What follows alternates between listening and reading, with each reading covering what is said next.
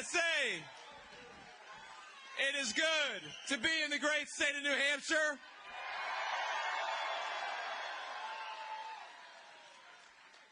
And I believe that in 2 days, we're going to turn New Hampshire red and make Donald Trump the next president of the United States.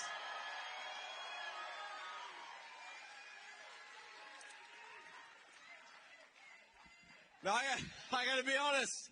A couple months ago, I wasn't necessarily sure that the day before the last full day of the campaign, we'd be in the great state of New Hampshire. But I think that it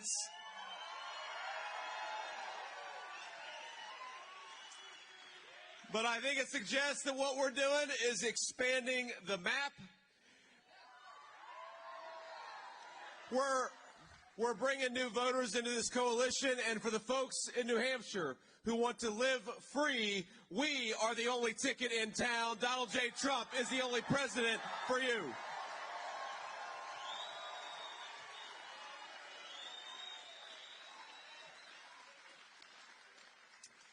Now, people forget in 2016, New Hampshire was decided by 0.37%. That was the difference between Hillary Clinton and Donald J. Trump. And I think what's different this time around is that we have seen for the last 4 years the incredible failures of Kamala Harris's governance and the way that it has affected people in this great state as much as anybody else in the union. I've heard already, since I've been in the state of New Hampshire, about the terrible toll of Kamala Harris's open border, about the migrant crisis that has made its way hundreds of miles from the American southern border right here to the state of New Hampshire. I hear from New Hampshire families who can't afford the cost of groceries, who can't afford to buy a home.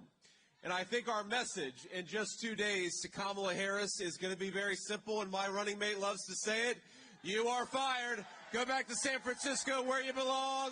We don't want you in the White House.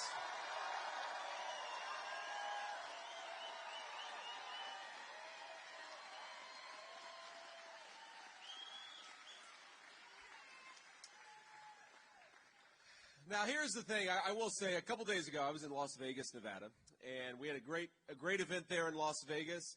One of the guys who worked for me won like $8,000 at the slot machine.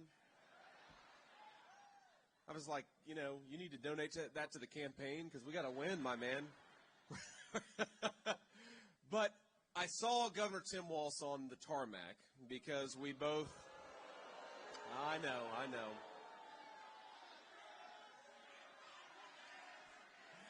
And I know we have a lot of folks who are the praying type in this room, and we're thrilled, of course, to have all people of faith on. That's right, Jesus is King, and we're proud to say it.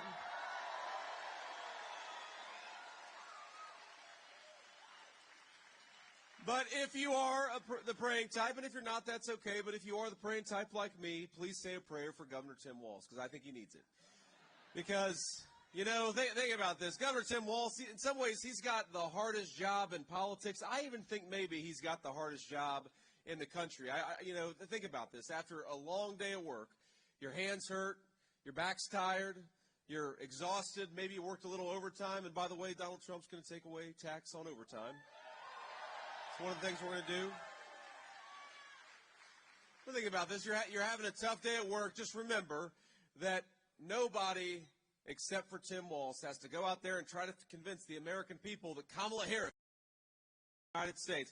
You may have a tough job, but that is the toughest job, certainly in American politics, and I think, again, maybe the toughest job in the United States. Think about what Kamala Harris has done. Think about what Tim Walz has to go out there and do. He's got to try to persuade people in this state, people all over the United States of America, that somehow Kamala Harris is going to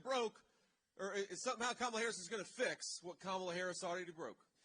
That all these slogans that she issues when she's standing behind a teleprompter, that somehow Kamala Harris is going to do something in the next 4 years that she hasn't already done over her current 4 years in office. And that's tough work.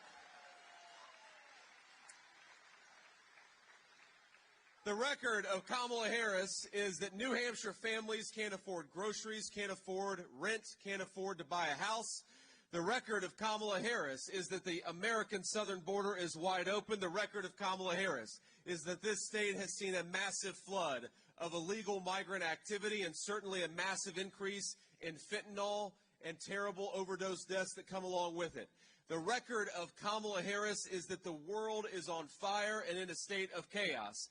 And Kamala Harris has the audacity to go around and pretend that she is going to be the candidate of change, even though that she is the sitting vice president of the United States. And, you know, I've never seen a politician that shameless who can stand before the American people and say on day one, we're going to fix the affordability crisis, or on day one, we're going to secure that southern border. She got religion about border security about 3 months ago, just around the time that she became the Democrat nominee for president. I think any of us who are listening to Kamala Harris promise to do a lot on day one are thinking to ourselves, Kamala, day one was 1,400 days ago. What the hell have you been doing the whole time? Stop talking about doing your job and go and do it.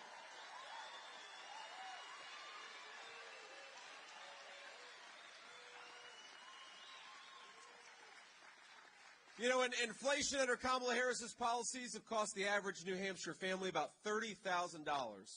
$30,000 just to afford what New Hampshire families could have afforded 3.5 years ago when Donald Trump left office.